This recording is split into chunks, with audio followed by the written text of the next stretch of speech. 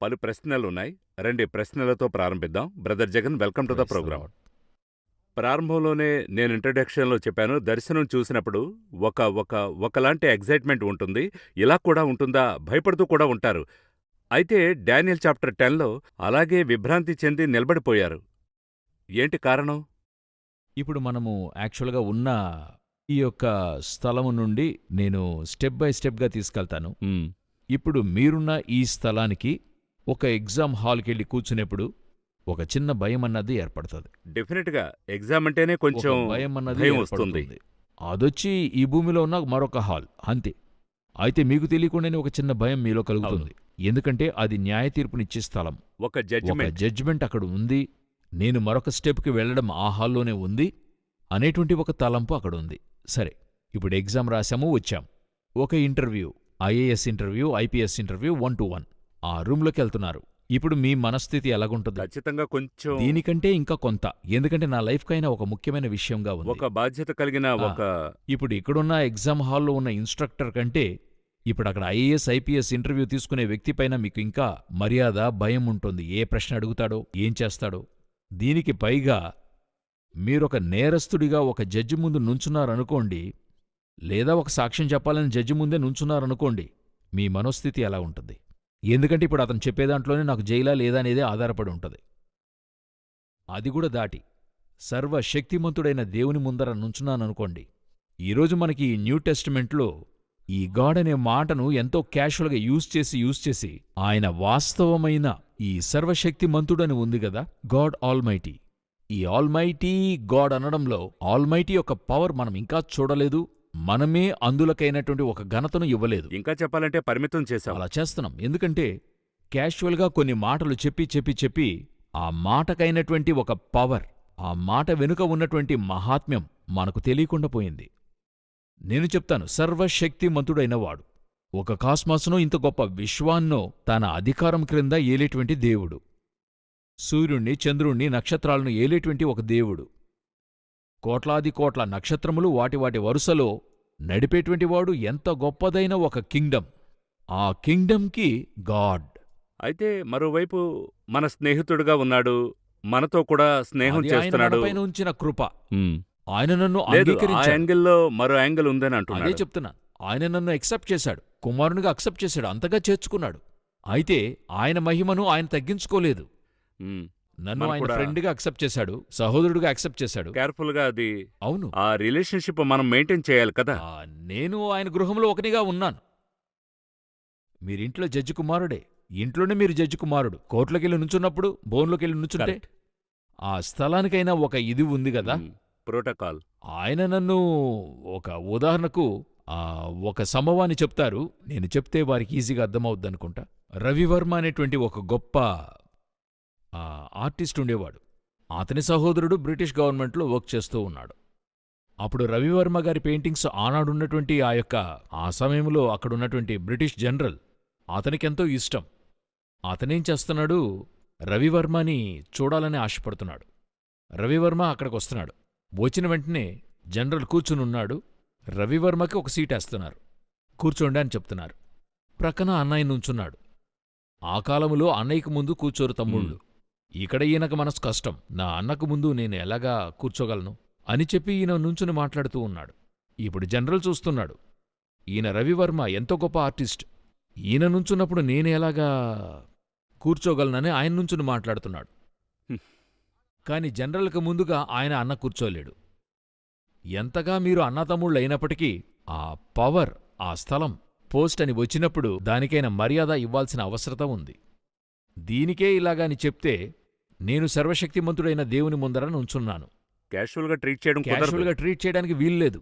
ఇప్పుడు మనమెందుకు యూదులను అంత గొప్పగా చెప్పుకుంటున్నాం కొన్ని చోట్ల అన్నట్లయితే, వారు దేవునికి ఆ నామమునకు ఇచ్చేటువంటి మర్యాద ఉంది గదా, అది మనం ఎవరమూ ఇవ్వడం లేదు. హ్మ్. వారు ఆ వర్డ్ని కూడా, ఒక ఉదాహరణకు చెప్తే ఆ వర్డ్ని కూడా స్నానం చేయకుండా చెప్పరట. ప్రొద్దున లేచి స్నానం చేసి వచ్చిన తర్వాతే మాట చెప్తారట. ఆ స్థాయికి ఒక ఘనత. చూడండి, ఈ చోట వచ్చి నుంచున్న వెంటనే ఆ మహిమ ఒక భయాన్ని కలిగిస్తుంది. Gigantic God.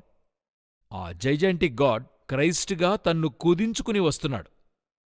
మన దేవుని మహాత్మ్యమే ఏంటని చూస్తే ఆయన ఎంతగా జైజంటిగా కనపడుతున్నాడో, ఆకాశము సింహాసనము, భూమి అయినది పాదపీఠము. ఇంత గొప్ప గాడు కుదించి మదర్ మేరీ యొక్క కడుపులో బిడ్డగా కూర్చోవడం అనేది హౌ ఇస్ ఇట్ పాసిబుల్? ఇంత చిన్నగా ఆయన మారగలడు, అంత పెద్దగా ఆయన మారగలడు. ఆ గాడే మన యొక్క గాడ్. అది చూసిన వెంటనే ఇప్పుడు ఇది మనం చెప్తున్నాం గదా, హెవెన్కి వెళ్ళినప్పుడు మనం ఏం చేయబోతున్నాం? మనము ఆయన చూసిన వెంటనే పాదాల చెంత అట్లే కింద పడిపోతాం.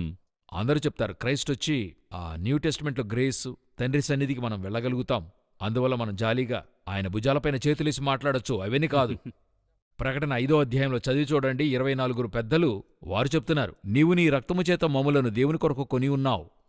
So they are all saved by the new testament. వారు హెవెన్లో క్రీస్తును చూచినప్పుడు సాగిలపడి నమస్కారం చేశారని ఉంది. వారు జాలీగా ఆడి పాడుకోవచ్చే, మేము క్రొత్త నిబంధన మనుషులం, మేము రక్తము చేత కడుగుబడ్డాం, hello Christ how are you అని అడగచ్చే. ఆయన వధింపబడిన గొర్రెపిల్లవలె అక్కడ నిలిచి ఉన్నాడు. 24 పెద్దలు సాగిలపడి నమస్కరించి, ఆయనకైన ఘనత ఆయనదే, అది ఎవ్వరూ మార్చలేరు. అదే ఇక్కడ డానియేల్కి. అయితే ఇక్కడ డానియేల్కి అయిన స్పెషాలిటీ ఏంటంటే, ఆ వాక్యంలో చదివి చూడండి, అతడొక్కడే అక్కడ నిలిచి ఉన్నాడు, మిగతావారు దాగుకొన పారిపోయారని ఉంటది. అప్పుడు అక్కడున్న వారిలోనే డానియేల్ విశేషమైన వాడని చెప్పడానికి ఇదే ఇంపార్టెన్స్. అదేలాగే ఎహెచ్కేల్లో ఉంటది. నా ఇంట యూదా పెద్దలతో కూర్చుండి మాట్లాడుతుండగా ఆయన చెయ్యి వంటిది నా తల వెంట్రుకలను పట్టుకొనెను. ఈయన్ని కొనిపోయాడు. అప్పుడు అంతమంది మధ్యలో ఎజేకియల్ స్పెషల్. ఇక్కడ చూడండి, ఇంతమంది మధ్యలో అందరూ పారిపోయి దాక్కున్నారు. ఇక్కడే ఆ స్పిరిచువల్ స్టాండర్డ్ వస్తుంది. Spiritual standard. సౌలును పిలుస్తున్నాడు, సౌలా సౌలా. మిగతా వారికి ఏమీ లేదు. అక్కడ ఆయనకి స్పెషాలిటీ. అదే నేను చెప్పదలుస్తున్నా. ఈ స్థలానికి మనం రావాలి. నాకు భయముంది, అన్నీ ఉన్నాయి, బట్ నాకంటూ ఒక స్థలం ప్రభు దగ్గర ఉంది. ఆ చోటుకి నేను వస్తే నేను భయపడతాను. ఇప్పుడు ఇంత మాట్లాడుతున్నాం గదా, దర్శనం ముందు దేవుడు ఏదైనా బయలుపరిస్తే మనకు భయం వస్తుందా లేదా?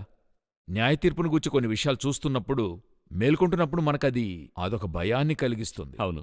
ఆ దేవుని గూర్చిన భయమొచ్చి అన్ని కాలాల్లో ఎప్పుడు ఉంటుంది? హెవెన్కి వెళ్ళినా ఉంటుంది. మీరు హెవెన్కెళ్ళి క్రైస్ట్ అనడం వల్ల కొందరు చెప్తున్నట్టుగా, కొందరైతే అంత్యకాలంలో క్రైస్ట్ బయటికి రానివ్వండి నేను మాట్లాడతానని చెప్తారు. యేసు క్రైస్ట్ ఎంత గొప్ప విషయం అదియే. అప్పుడు ఈ యొక్క కార్యాన్ని మనం ఇక్కడ చూస్తున్నాం. సో మనకి ధైర్యముంది, అందువల్ల నేను అన్నీ చేయగలనని అర్థం. కరెక్ట్. నాకు ఆ పర్మిషన్ ఆయన ఇచ్చాడు, అదే ఆయన ఔదార్యం.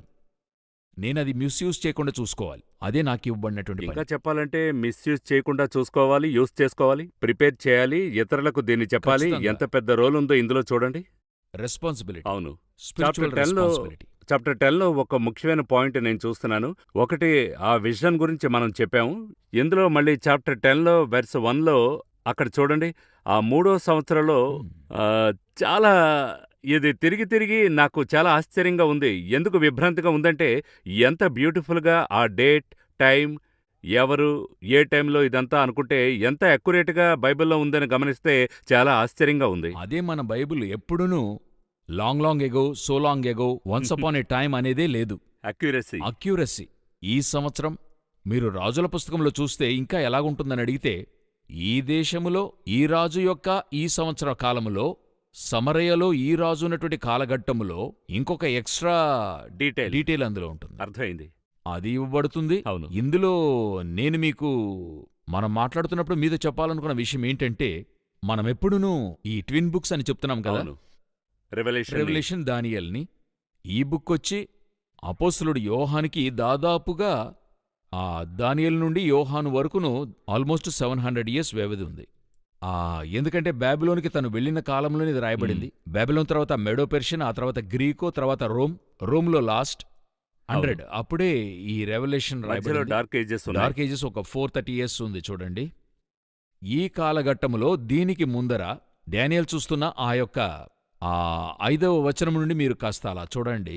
10వ అధ్యాయం 5-6 వచనాలు. సరేనండి. 5వ వచనం, నేను కన్నులెత్తి చూడగా నారబట్టలు ధరించుకొన్న ఒకడు కనబడెను. అతడు నడుమున మేలిమి బంగారు నడికట్టు కట్టుకొని ఉండెను. అతని శరీరము రక్తవర్ణపు రాతి వంటిది, అతని ముఖము మెరుపువలే ఉండెను. అతని కన్నులు జ్వాలామయమైన దీపములను, అతని భుజములును పాదములును తలతలలాడు ఇత్తడిని పోలియుండెను. అతని మాటల ధ్వని నరసమూహపు కంఠధ్వని వలె ఉండెను. సరేనండి, గాడ్ గురించిన ఎక్స్ప్లెనేషన్, ఒక డిస్క్రిప్షన్. ఎవరు? జీసస్ క్రైస్ట్ అవును, గురించిన క్లియర్ డిస్క్రిప్షన్. గా ఉంది. క్లియర్గా ఉంది. అట్లే చూడండి, రెవల్యూషన్కి రండి. రెవల్యూషన్లో వచ్చి 1:13-14-15, చాప్టర్ 1:13-14-15. ఆయన తన పాదముల మట్టునకు దిగుచున్న వస్త్రము ధరించుకొని రొమ్మునకు బంగారు దట్టి కట్టుకుని ఉండెను. అక్కడ కూడా రొమ్మునకు బంగారు దట్టి కట్టుకునినట్టుకుంటది. ఆయన తలయు తల వెండ్రుకలును తెల్లని ఉన్నిని పోలినవై హిమమంత ధవళముగా ఉండెను. ఆయన నేత్రములు అగ్నిజ్వాలల వలె ఉండెను. అక్కడ అలాగే ఉంటుంది. ఆయన పాదములు కొలిమిలో పుట్టము వేయబడి మెరయుచున్న అపరంజితో సమానమై ఉండెను. అక్కడ కూడా అదే విధంగా ఉంటుంది. ఆయన కంఠస్వరము విస్తార జలప్రవాహముల ధ్వనివలే ఉండెను. అక్కడ మాటల ధ్వని నరసమూహపు కంఠధ్వని వలె ఉండెను. Same vision. పాత్మస్ ఐలాండ్లో చూడటానికిని ఇక్కడ బెల్షస్సర్ కాలములో ఈయన కోటలో ఉన్నప్పుడు చూసింది సేమ్. ఎలాగా ఇటువంటి ఒక కోయిన్సిడెన్స్ని మీరు చూడగలరు? అదే చెప్తున్నాను, దీనికి పేరే ప్రాఫెసీ. అది మాత్రమే కాదు, ఆ old testament new testament link ని మనం ఎంత పర్ఫెక్ట్గా ఎంత ఉందో అక్యురేట్ గా చూడండి. ఉంది. 500-600 సంవత్సరాల క్రితం ఒకరు చూస్తున్నారు. మీడియా లేదు, ఏమీ లేదు. ఆయన చూసి ఒక బుక్కులో రాసి వెళుతున్నాడు హీబ్రూలో. ఈయన గ్రీకు. ఈయన రాసింది గ్రీకులో రెవల్యూషన్. ఈయన పద్మస్ ద్వీపంలో. ఇంకొక గొప్ప విషయం ఏంటని అడిగితే, ఈయన విద్యావేత్త కాదు. ఎవరు? జాన్. ఈయన బాగా చదువుకున్నవాడు. డానియల్ విద్యా ప్రావీణ్యుడనుంది మొదటి అధ్యాయం. కాంట్రాస్ట్ చూస్తున్నాం. ఏంటా కాంట్రాస్ట్? అయితే ఇద్దరు కూడా ఒక్క గాడ్నే చూశారు. స్పష్టంగా ఉంది, చాలా స్పష్టంగా ఉంది. ఈయన చూసిన డ్రెస్సు, కంఠము, ఆ కాలు యొక్క ఇది అన్నీ కూడా పర్ఫెక్ట్. అదే నేను భ్రమిస్తున్నా. ఈ విధంగానే ప్రవక్తలు ఉండేవారు. 1600 సంవత్సరాల గ్యాప్లో 66 పుస్తకాలు రాసిన 40 మందియును ఈ యొక్క పర్ఫెక్షన్లో ఉండేవారు రాశారు. ఎలా ఇంత పర్ఫెక్ట్? ఎలాంటి సాక్రిఫైస్ చేసి, అది కాకుండా అతడు ఫాస్టింగ్ ఉండి ప్రేయర్ చేసి తనని తయారు చేసుకుని. జాన్ని చూసినట్లయితే అతడు కొట్టబడి దెబ్బలు తిని చెరసాలలోకెళ్ళి అక్కడ వేరుగా ఉంచబడి, సో ఆ స్పిరిచువల్ లైఫే వ్యత్యాసంగా ఉంది. అలాగ ఉంటున్నప్పుడే ఇంత క్వాలిటీ. ఈరోజు మనము సర్వసాధారణముగా ఇప్పుడు మనం ఎందుకు చెప్తున్నాం, ఈరోజు యేసును చూసేవారు నేను యేసును చూశానని చెప్పబడేటువంటి వివరాలకును వీరిద్దరూ చూసి చెప్పిన వివరాలకు డిఫరెన్స్ ఉంది. ఇది వేరే లెవెల్. ఇది వేరే లెవెల్లో ఉంది. రెండునూ ఒకేలాగా ఉన్నాయి. ఇప్పుడు ఈయన ఒకలాగా చూసి జాన్ వేరేలాగా చూస్తే ఈరోజు చూసి చెప్పిన వారిది వేరొకలాగని చెప్పచ్చు. జాను, డానియలు ఒకేలాగా అట్లే బంగారు నడికట్టు కట్టుకున్నారు. నరసమూహపు కంఠధ్వని వలె ఉంది. అప్పుడు దేవుడు నిన్న నేడు నిరంతరం మారనివాడు, ఒకేలాగునున్నాడు హెవెన్లో. ఆ ఒక్క స్టేట్మెంట్లో అంత పవర్ ఉంది. ఈ విధమైనటువంటి మహాత్మ్యములు ఈ పుస్తకములో ఇమిడి ఉన్నాయి. మనం రెవల్యూషన్ చెప్పుకుంటున్నాం. ఇటువంటివన్నీ ఒక ప్రక్కనుంచండి. నేనిది చూసి భ్రమిస్తున్నా. ఎలా ఒక 1000 సంవత్సరాల్లో ఇద్దరు వెళ్ళి చూసొస్తున్నారు.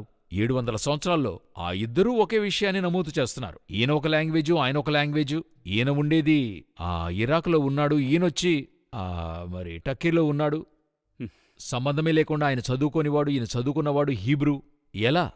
ఇటువంటి ఒక ఆత్మీయ స్టాండర్డ్ మనకి కూడా వస్తే మన లైఫే వేరే విధంగా ఉంటుంది. ఇంకొకటి కొంచెం భయంగా కూడా ఉంది. ఎందుకు భయం అంటున్నానంటే, ఇలాంటి ఒక ఘనమైన దేవుని లేదా ఒక సేవను మనం చేస్తున్నప్పుడు మనం ఎలా సెపరేటెడ్గా ఉండాలి వరల్డ్లో నుండి. ఇప్పుడు వీరిద్దరిని కూడా చూడండి. ఈయనొక గవర్నమెంట్ స్టాఫ్. అవును, ఇతరొక హై పొజిషన్. ఆయన ఫుల్ టైం సేవకుడు. ఎవరు? ఈయన సెక్యులర్. ఆయనొచ్చి అవును కూడానే ఉన్నవాడు ఉంటున్నాడు. ఫుల్ టైం అపోస్తలుడు ఆయన. ఈయనొచ్చి ఒక గవర్నమెంట్ స్టాఫ్.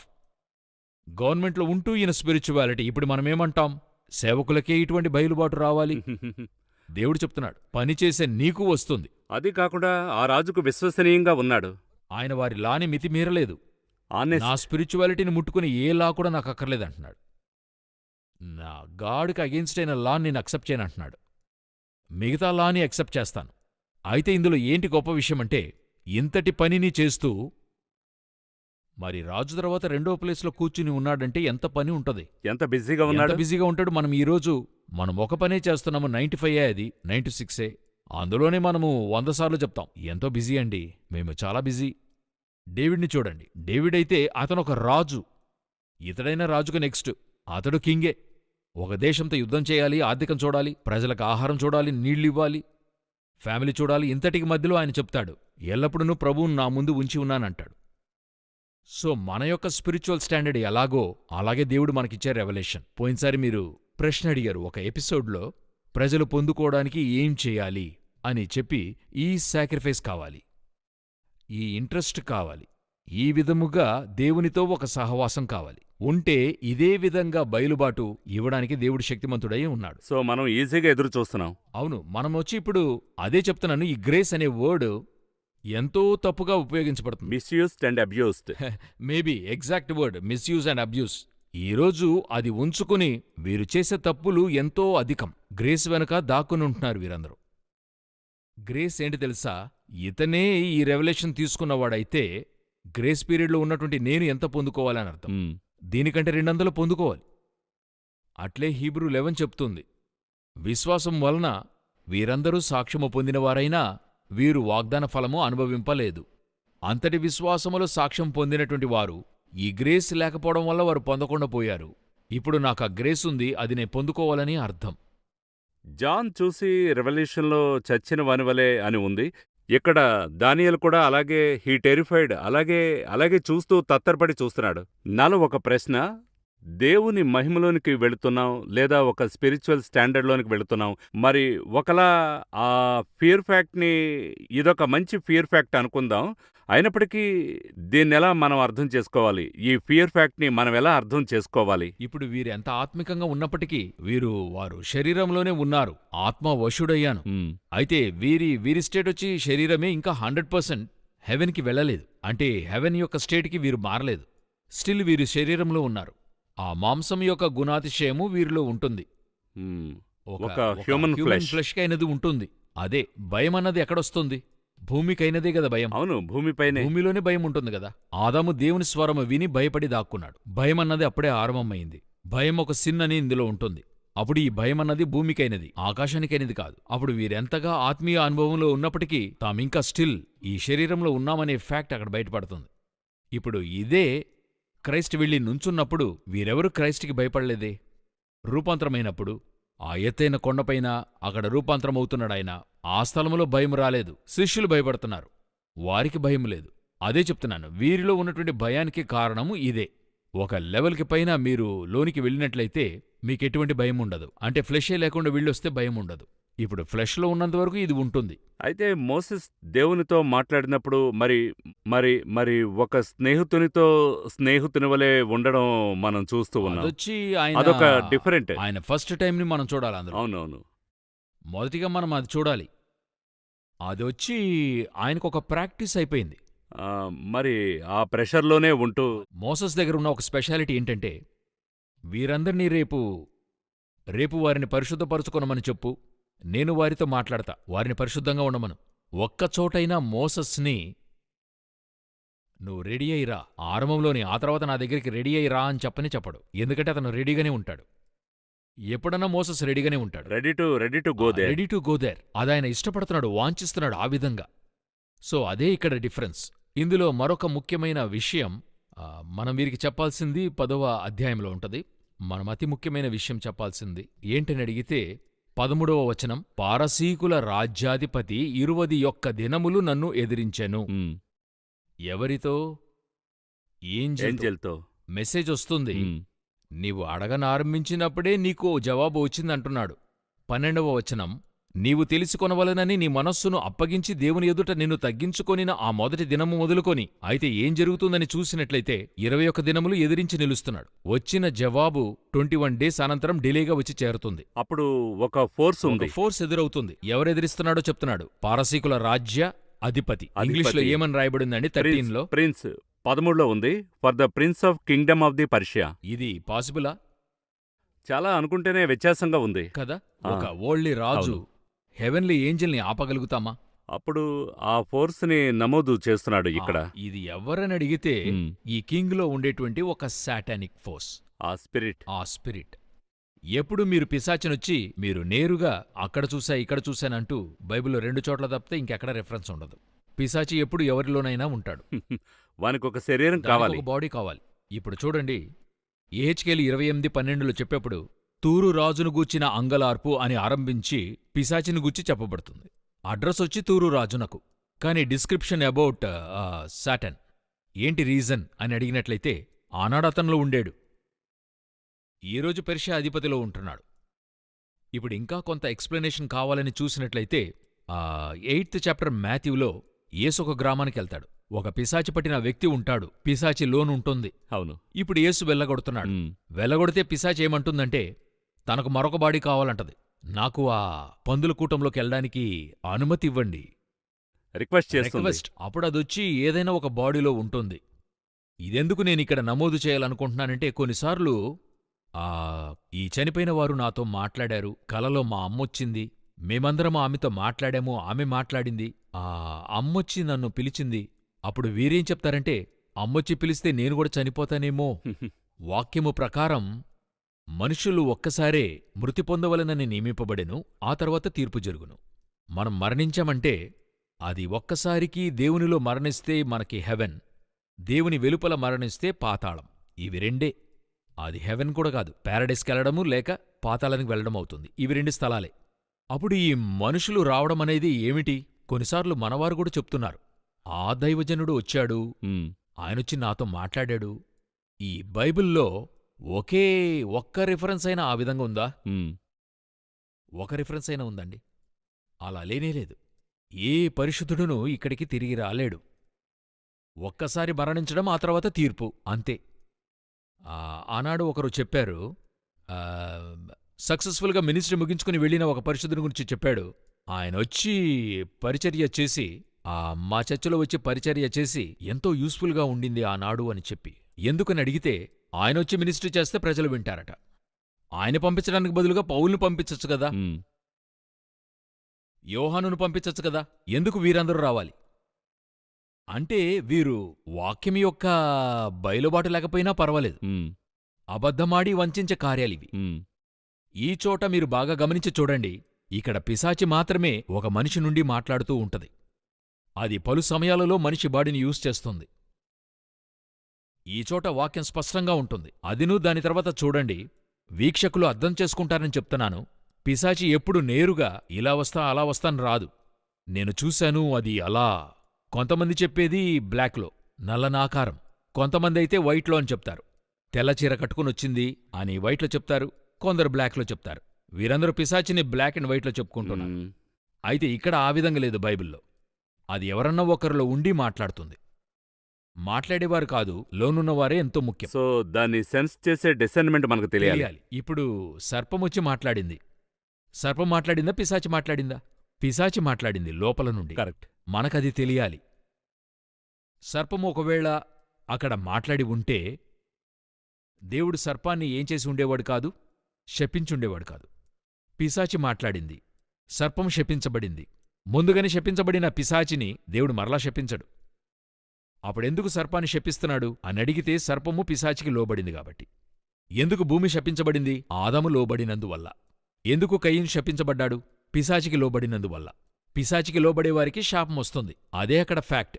ఈ చోట మీరు తేటగా చూసినట్లయితే, ఇంకా ఆ వెనుక ఏం చెప్తున్నాడో చూసినట్లయితే 20వ వచనం, నేను నీ యొద్దకొచ్చిన కారణం, నేను పారసీకుడగు అధిపతితో యుద్ధము చేయుటకు మరలా పోయేదను. మ్, యుద్ధం. యుద్ధము చేయబోతాడు. మరి ఒక నార్మల్ కింగ్తో హెవెన్లో ఉన్నటువంటి ఏంజెల్ వచ్చి యుద్ధం చేయగలదా? మ్, తర్వాత చూడండి, తిరిగి చెప్తాడు మరొక వచనంలో, మీ అధిపతి అగు మికాయేలుగాక ఈ సంగతులను గూర్చి నా పక్షముగా నిలువ తెగించినవాడు ఒకడునూ లేడు. ఇతడే చెప్తున్నాడు, నేను యుద్ధము చేస్తాను, నాకు సహాయం చేయడానికి మైకేల్ రావాలి. మ్, వేరెవరు అతనితో యుద్ధం చేయలేరు. అయితే పారసీక అధిపతి అంత భయంకరుడా? ప్యూర్గా దేని గురించి ఉందంటే శాటానిక్ స్పిరిట్ గురించి చెప్పబడింది. సో ఈ భాగాన్ని మనం అర్థం చేసుకోవడం ఎంతో అవసరం. పలు సమయాల్లో పిశాచి మనుషుల్లో నుండి మాట్లాడుతుంది, మనిషిలో నుండి బయలుపడుతుంది. ఈ లిజనింగ్ స్పిరిట్ మనకు కావాలి. వచ్చేదెవరు, మాట్లాడేదెవరు, చెప్పేదెవరు? పలు సమయాలలో మనకు తెలిసిన, మనతో ఉన్న వ్యక్తుల ద్వారా కూడా వస్తుంది. ఇప్పుడు 12 అపోస్తలులు ఉన్నారు. ఒకనిలో నుండి పిశాచి మాట్లాడింది. కూడానే ఉండే క్లోజ్. పిలువబడినవాడు, అద్భుతము జరిగించినవాడు, దేవుడే ఎంతగానో నమ్మినవాడు, కానుక సంచి చేతులు పట్టుకున్నవాడు, ఇతనిలో నుండి పిశాచి మాట్లాడింది. సో, ద స్పిరిచువల్ వాక్‌లో ఇదంతా ఫేస్ చేసి దాటి నిలబడాలంటే ఎంతవరకు ప్రార్థనలోనూ, ఎంతవరకు మనం మరి ఆ క్లారిటీతో నిలబడాలని దేవునితో మీరెంత నిలిచి ఉంటారో అవును. అప్పుడు ఇంతగా మీరు బయలుబాటును పొందుతారు. నుంచున్నదెవరు, మాట్లాడేదెవరు, వచ్చేదెవరు? యేసు మరి మాట్లాడుతూ ఉన్నాడు. నతనయేలు వస్తున్నాడు. కపటం లేని ఉత్తమ ఇశ్రాయేలీయుడు స్పాట్లో చెప్తున్నాడు. లక్షలాది మరి వేల కొలది మంది జనులు వస్తున్నారు. అంతమందిలోనూ చూసి సర్పసంతానమా అంటున్నాడు. మధ్యలో యేసు నడిచి వస్తున్నాడు. దేవుని గొర్రెపిల్ల అంటున్నాడు. సో, ఆ అనాయింటింగ్ అలా ఉంది. అదే మీరు ఎంత దేవునిలో ఉంటారో హ్మ్. అంతగా మీకు రెవల్యూషన్స్. నాకు చాలా డిఫరెంట్ అయిన వచనం ఇదే చాప్టర్ 10లో చివరి వచనం చూడండి. ఇందులో ఏం రాసుందంటే మరి అన్నీ జరుగుతున్నాయి. At there is no one who stands firmly with me against these forces except Michael your prince. తెలుగులో ఎలా రాసుంది? మీ అధిపతియగు మికాయేలుగాక ఈ సంగతులను గూర్చి నా పక్షముగా నిలువ తెగించిన వాడొకడునూ లేడు. ఈ వచనాన్ని ఎలా అర్థం చేసుకోవాలి? ఇది ఎలాగంటే పాత నిబంధన మట్టుకైతే సాతానుకు ఎదురుగా నిలవడానికి మైకేల్కి మాత్రమే పవరుంది. ఎందుకంటే సాతాను ప్రధానాధిపతి, ఒకప్పుడు దేవుడి దగ్గర. ఇతను ప్రధానాధిపతి. వీరిద్దరే నిలవగలరు ఒకరికెదురుగా ఒకరు. న్యూ టెస్టమెంట్ మట్టుకైతే మీకు నాకు ఆ నామము బయలుపరచబడింది. యేసుక్రీస్తనే నామం. ఈ నామము అందరికంటే గొప్ప నామం. అప్పుడు మనం ఈ గ్యాప్‌లో ఉండాలని దేవుడు ఇష్టపడుతున్నాడా అనే ప్రశ్న వస్తుంది. ఇప్పుడు మనం భయపడవలసిన అవసరం లేదు. ఎందుకంటే మనం బలమును ధరించాం. నా నామమున దయ్యములను తోలెదరు. ఇది ఓల్డ్ టెస్టమెంట్. న్యూ టెస్టమెంట్ నాలో ఆ బలాన్ని దేవుడు అనుగ్రహించాడు. సో ఇప్పుడు మనము మైకేల్ హెల్ప్ కావాల్సిన అవసరం లేదు. ఇప్పుడు మనము పిల్లలు కావడం వల్ల మనకే ఆ అధికారాన్ని దేవుడు అనుగ్రహించాడు. డానియల్ చాప్టర్ 10లో చాలా విషయాలు నేర్చుకున్నాం. ఇంకా చెప్పాలంటే మరి ఇందులో చాలా సీక్రెట్స్ ఉన్నాయి. మన ప్రేక్షకులు ఇంకా డీప్‌గా చదివారంటే I'm sure it will be a great blessing. ఈ కార్యక్రమానికి మీరు వచ్చినందుకు సంతోషం. మరో నమోదులో మనం డానియల్ చాప్టర్ 11లో అక్కడున్న సీక్రెట్స్‌ని మనం నేర్చుకోవచ్చు. ఇంకా చాలా డిస్కస్ చేయొచ్చు. ఈ కార్యక్రమం